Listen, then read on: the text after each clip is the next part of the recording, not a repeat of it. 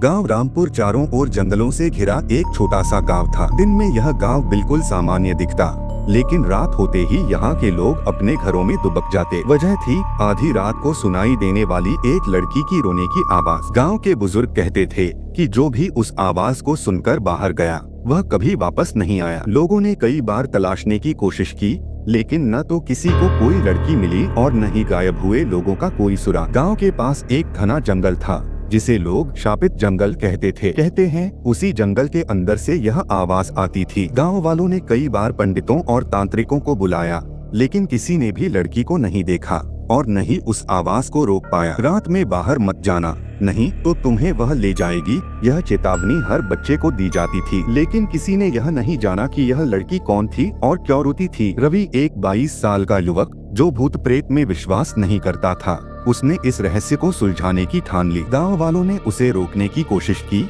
लेकिन रवि ने कहा, मैं सच का पता लगा कर रहूंगा। रवि ने रात को अपने साथ एक टॉर्च और मोबाइल लिया और जंगल की ओर बढ़ गया। जैसे जैसे वह जंगल में प्रवेश करता गया, अजीबोगरीब आवाजें सुनाई देने लगी। पेड़ों की सरसराहट, किसी के चलने की हल्की आहट और फिर अचानक डरावनी मुलाकात। सिस सिस। रवि के कानों में किसी के रोने की आवाज पड़ी। आवाज ठंडी और दर्द से भरी हुई थी। उसका दिल जोर जोर से धड़कने लगा, लेकिन उसने टॉर्च जलाकर आगे देखा। वह वहाँ थी, एक सफेद साड़ी में लड़की घने पेड़ों के बीच बैठी हुई थी। उसके लंबे काले बाल चेहरे पर झुके हुए थे और वह धीरे धीरे सिर हिला रही थी। रवि ने कांपती आवाज में पूछा, कौन हो तुम? लड़की ने धीरे धीरे सिर उठाया। उसकी आंखें सफेद और खाली थीं, होठों पर हल्की मुस्कान थी। तुम्हें भी आना होगा, लड़की ने फुसफुसाया। और फिर खौफनाक अंजाम। अचानक लड़की जमीन से हवा में उठ गई और बिजली की तेजी से रवि की ओर बढ़ने लगी। उसकी आंखें काली हो चुकी थीं, चेहरा विकृत हो गया था और उसके नाखून लोहे की छड़ियों की तरह लंबे हो गए थे। रवि चिल्लाया और भागने की कोशिश की,